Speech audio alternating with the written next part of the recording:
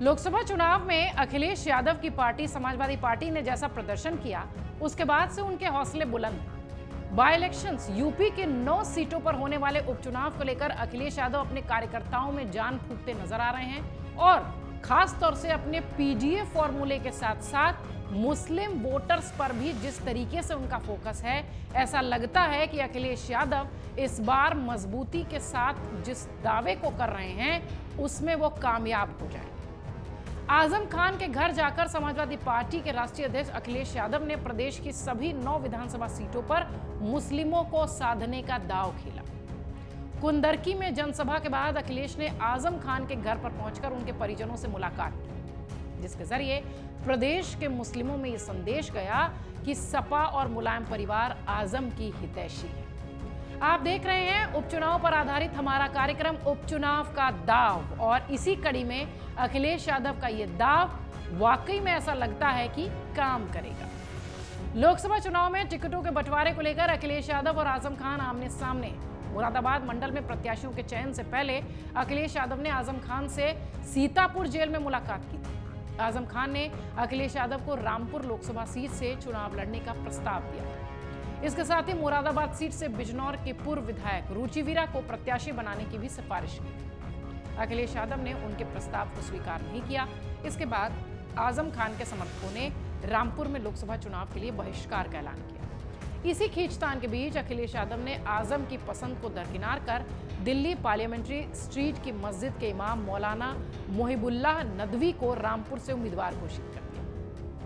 यही नहीं, मुरादाबाद सीट से सांसद रहे एसटी हसन को मुरादाबाद का प्रत्याशी बना दिया गया। डॉक्टर एसटी हसन ने मुरादाबाद सीट से नामांकन भी दाखिल कर दिया। सियासी तकरार बढ़ने पर नामांकन के 24 घंटे के बाद अखिलेश यादव ने एसटी हसन का टिकट काटकर मुरादाबाद के लिए रुचि वीरा को सिंबल दे दिया। इससे आजम खान को बैलेंस करने की कोशिश की गई, लेकिन रामपुर सीट से प्रत्याशी में कोई बदलाव नहीं हुआ। हालांकि चुनाव में दोनों उम्मीदवारों की जीत दिखाई पड़ी, लेकिन दोनों के रिश्तों में तल्खी आ गई और सियासी गलियारों में ये चर्चा का विषय बन गया। कुंदरकी में चुनावी जनसभा को संबोधित करने के बाद अखिलेश यादव आजम खान की पत्नी डॉक्टर तजीन फातिमा और बेटे अदीब आजम से मिलने उनके घर पहुंचे। 15 मिनट की बातचीत हुई। आजम खान के साथ अन्याय की बात यहां कही गई। इसके साथ ही सपा सरकार आने पर आजम खान के खिलाफ मुकदमे वापस लिए जाएंगे, इस तरीके की भी चर्चा हुई। बाद में मीडिया ने कई सारे सवाल उनकी पत्नी आजम खान के बेटे से किए, जिस पर उन्होंने कहा कि हाँ, हालचाल की बात हुई, लेकिन अखिलेश यादव का यह दाव मुस्लिम वोटरों को साथ गया। आजम खान और उनके परिवार पर दर्ज मुकदमों को लेकर सपा के रवैये पर सवाल उठते रहे, जो मुस्लिमों के बीच चर्चा का केंद्र रहा। मुस्लिम समुदाय में ये मैसेज गया कि अखिलेश यादव ने साथ छोड़ दिया, और अखिलेश यादव ने इसी नैरेटिव को तोड़ने की कोशिश की है इस मुलाकात के साथ। रामपुर पहुंचकर अखिलेश यादव ने स्पष्ट किया कि सपा ने अपनी पूरी ताकत से लड़ाई लड़ी है। यहां तक कि कहा कि भगवान जानता है, सपा जानती है, कोर्ट जानता है कि हम लोगों ने कितनी मेहनत की। हम लगातार लड़ाई लड़ रहे हैं। पार्टी आजम खान के साथ इंसाफ की लड़ाई लड़ती रहेगी। अखिलेश यादव ने कुंदरकी जनसभा में अपने संबोधन में भी आजम खान और जौहर विश्वविद्यालय का जिक्र किया। उन्होंने कहा कि रामपुर में सपा नेता आजम खान को परेशान करने के लिए बीजेपी ने साजिश रची। उन्होंने जौहर विश्वविद्यालय पर की गई कार्रवाई का भी जिक्र किया। ये सारी बातें अखिलेश यादव यूं ही नहीं कह रहे थे। अखिलेश यादव मुसलमानों को साधने के लिए एक बड़ा दांव खेल गए। उस मैसेज को उन्होंने हल्का कर दिया, जो कि लोकसभा चुनाव के दौरान दिखाई पड़ रहा था कि अखिलेश यादव ने मुसलमानों का साथ छोड़ दिया। अखिलेश यादव ने आजम खान के लिए कुछ नहीं किया। इस तरीके के मैसेजेस के बीच अगर आप ध्यान से देखें तो अखिलेश यादव का यह दाव वाकई में उपचुनाव में मुस्लिम वोटरों को एक बड़ा संदेश दे रहा है। इधर देखिए तो बीजेपी ने भी विधानसभा उपचुनाव के लिए योगी आदित्यनाथ की प्रचार शैली के सहारे जातीय सामंजस्य को साधने की कोशिश की है। उपचुनाव वाली हर सीट पर सीएम योगी को प्रचार के लिए भेजा गया है। पार्टी का मानना है कि सपा कानून व्यवस्था और हिंदू एकता जैसे मुद्दों पर सीएम की मुखरता को फायदेमंद दिखाई पड़ेगी। इस बार बीजेपी ने लोकसभा चुनाव जैसी गलती नहीं की है।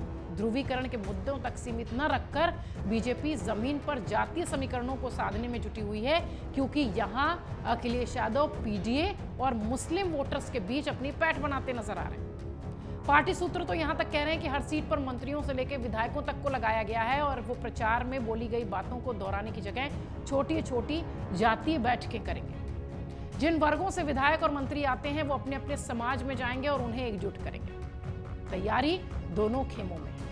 लोकसभा चुनाव से इतर इस बार बीजेपी के जमीनी प्रचार में राष्ट्रीय स्वयंसेवक संघ भी जुड़ा हुआ है।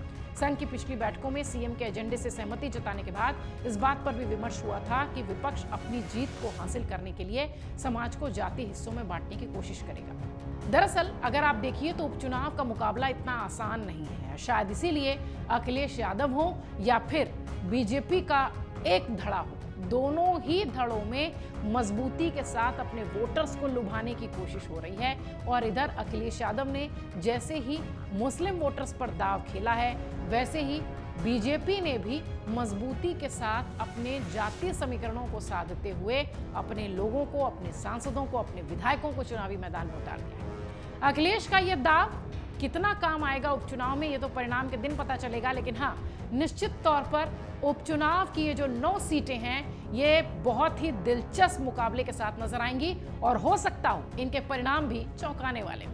अगर आप ये वीडियो YouTube पर देख रहे हैं तो हमारे चैनल को सब्सक्राइब कर बेल आइकन दबाएं और Facebook पर देख रहे हैं तो हमारे पेज को लाइक करें।